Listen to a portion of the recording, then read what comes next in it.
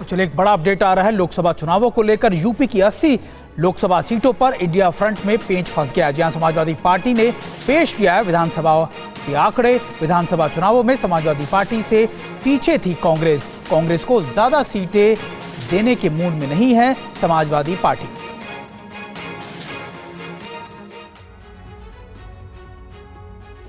India front में UP के 80 लोकसभा सीटों पर पेच फंसा है। समाजवादी पार्टी इस बार कांग्रेस को कम से कम सीटें देने के मूड में है। इसके लिए समाजवादी पार्टी पिछले विधानसभा चुनाव का आंकड़ा लेकर बातचीत की मेज पर बैठी है। 2022 में हुए विधानसभा चुनाव के आंकड़े बताते हैं कि समाजवादी पार्टी 80 लोकसभा सीटों में कांग्रेस से हर सीट पर काफी आगे है। रायबरेली और अमेठी जैसी सीटों पर भी समाजवादी का आंकड़ा कांग्रेस पर काफी भारी है। इसके अलावा गाजीपुर, सहारनपुर, बिजनौर, मुजफ्फरनगर, कन्नौज जैसी करीब 20 सीटें ऐसी हैं जहां समाजवादी पार्टी को लाखों में वोट मिले तो कांग्रेस 10,000 का आंकड़ा भी पार नहीं कर पाई। वहीं पीएम की बनारस सीट की बात करें तो समाजवादी पार्टी को 4 लाख के करीब वोट मिले तो कांग्रेस को सिर्फ 50,000 वोट हासिल हुए। इन सभी आंकड़ों और दलीलों को लेकर समाजवादी पार्टी ने सीट शेयरिंग की बिसात बिछाई है। अगली बैठक 12 को जल्दी सब हो जाएगा, डोंट वरी। सर कोई लड़ाई नहीं, कोई मनमुटाव नहीं, कोई मनमुटाव देखा नहीं किसी के। देखो चले देखिए सलमान साहब जा रहे हैं और लोग जा रहे हैं, दे आर ऑल हैप्पी। और समाजवादी पार्टी की चुनावी तैयारियों से जुड़ी अहम खबर है। लखनऊ में समाजवादी पार्टी की बड़ी बैठक, चुनावी तैयारियों की समीक्षा करेंगे Akhilesh Yadav. Social media cell शिक्षक सभा की भी बैठक है।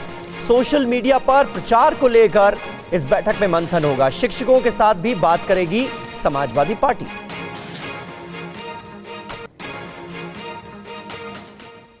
और वहीं लोकसभा चुनाव को लेकर बीजेपी की तैयारी चल रही है। बीजेपी फरवरी में बौद्ध सम्मेलन करवाएगी। अलग अलग शहरों में होंगे बीजेपी के बौद्ध सम्मेलन।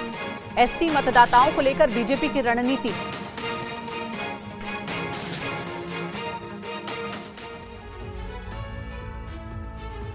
लोकसभा चुनाव के लिए बीजेपी ने मजबूत रणनीति बनाई है। जेपी नड्डा की राष्ट्रीय महासचिवों के साथ 2 घंटे चली बैठक में आगे का एक्शन प्लान तैयार किया गया। तो राम मंदिर के लिए तय किए गए कामों की समीक्षा भी हुई। साथ ही अयोध्या जाने वाली बीजेपी के वरिष्ठ नेता और महासचिवों की टीम के लिए किए जाने वाले कामों पर भी चर्चा हुई।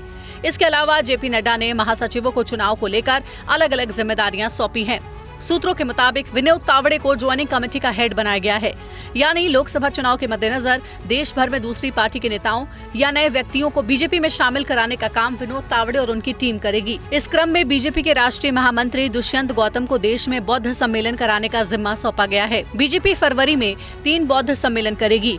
एक बौद्ध महासम्मेलन को खुद पीएम मोदी संबोधित करेंगे तो राधा मोहन दास अग्रवाल को घोषणा पत्र के लिए मुद्दे और रिसर्च वर्क करने का जिम्मा सौंपा गया है। इसी तरह से पार्टी के कैंपेन, प्रचार प्रसार, अन्य महत्वपूर्ण सांगठनिक विषय सुनील बंसल और अन्य महामंत्रियों को दिया गया है।